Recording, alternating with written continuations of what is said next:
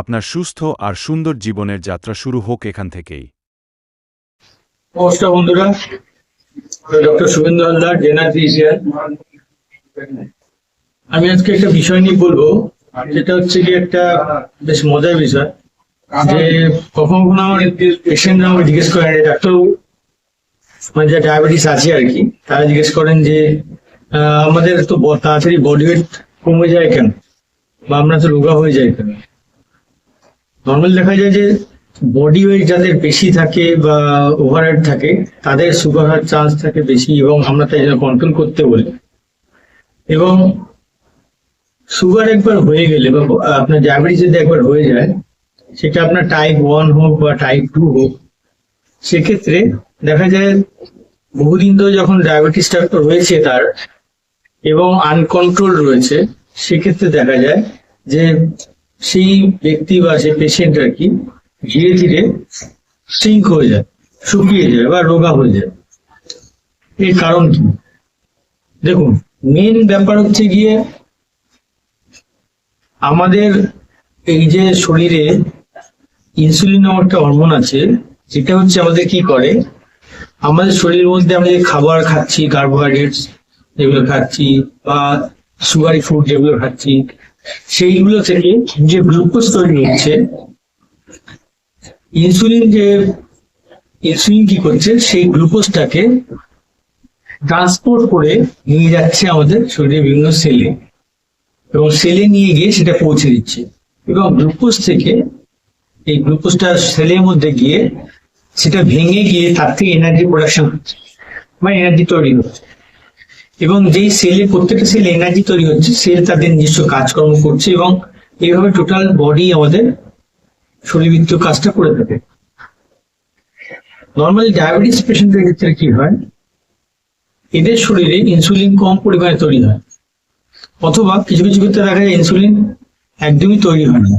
তো তাদের ক্ষেত্রে কি হয়, এই যে আমাদের যে এগুলা যে খাবার খাচ্ছি তার থেকে যে গ্লুকোজ তৈরি হচ্ছে, সেই গ্লুকোজ থেকে হচ্ছে গিয়ে গ্লুকোজটা ইনসুলিন কম থাকার জন্য বা একদম না থাকার জন্য এটা সেলে গিয়ে পৌঁছাতে পারে না। সেলে গিয়ে যখন গ্লুকোজ না পৌঁছাচ্ছে, তখন গ্লুকোজ থেকে এনার্জি প্রোডাকশন হবে না, ফলে সেলটা এনার্জি পাবে না। তাহলে কি করবে, সেল কি বসে থাকবে? না, আমাদের কোষগুলো বসে থাকবে না, কেন আমাদের শরীরটাকে চালাতে হবে, আমাদের শরীরের কাজ এনার্জি দিয়ে কাজ করাতে হবে, আমাদের হাঁটাচলা করতে হবে, কথা বলতে হবে। তো তার জন্য কি করবে, সেল কি করবে, বডির যে সেল, আপনার শরীরের মধ্যে যে ফ্যাট স্টোর হয়ে আছে, সেই ফ্যাট থেকে আমাদের এনার্জি প্রোডাকশন করবে, মানে এনার্জি তৈরি করবে। এবং আর কি করবে, আমাদের মাংসপেশিতে যে গ্লাইকোজেন আছে তার থেকে এনার্জি প্রোডাকশন।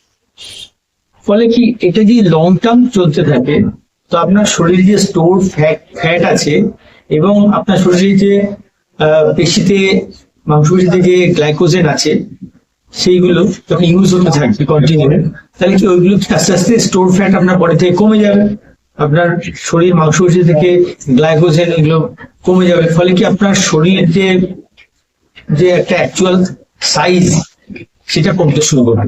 ফলে আপনি আস্তে আস্তে রোগা দেখতে লাগবেন।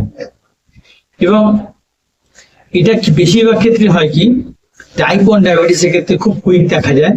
কারণ কি, টাইপ 1 ডায়াবেটিস এর যে পেশেন্ট আছে, তাদের এই ব্যাপারটা খুব কুইক ঘটে, মানে ওয়ান সেট হয়, খুব তাড়াতাড়ি ঘটে। ফলে টাইপ 1 ডায়াবেটিস এর ক্ষেত্রে এটা কুইক দেখা যায়। আর টাইপ 2 ডায়াবেটিস যেটা আছে, সেক্ষেত্রে যখন লং টার্ম ধরে টাইপ 2 ডায়াবেটিস আনকন্ট্রোল সুগার থাকে, মানে কোনো ওষুধ খাচ্ছে, মেডিসিন খাচ্ছে, বা খেয়াল করছে না ঠিক মতো, চেক আপ করছে না ঠিক মতো, ডাক্তারের কাছে নেই বা ডাক্তারদের দেখানো হচ্ছে না, যে কারণে কি সুগারটা আনকন্ট্রোল রয়েছে। ফলে কি, লং টার্ম আনকন্ট্রোল থাকার জন্য তার পেশি থেকে, ফ্যাট থেকে এই গ্লাইকোজেন গুলো বেরিয়ে গিয়ে আপনার কি হচ্ছে, এনার্জি প্রোডাকশন হচ্ছে বলে সে রোগা হয়ে যায়। এটা হচ্ছে মেন। আরেকটা হচ্ছে গিয়ে, এছাড়াও যে আমরা ভাবছি যে শুধু রোগা হয়ে যাচ্ছে মানে টাইপ 1 বা টাইপ 2 ডায়াবেটিস, তা নয়। এটা কিন্তু আপনাকে খেয়াল করে অবশ্যই খেয়াল রাখা উচিত।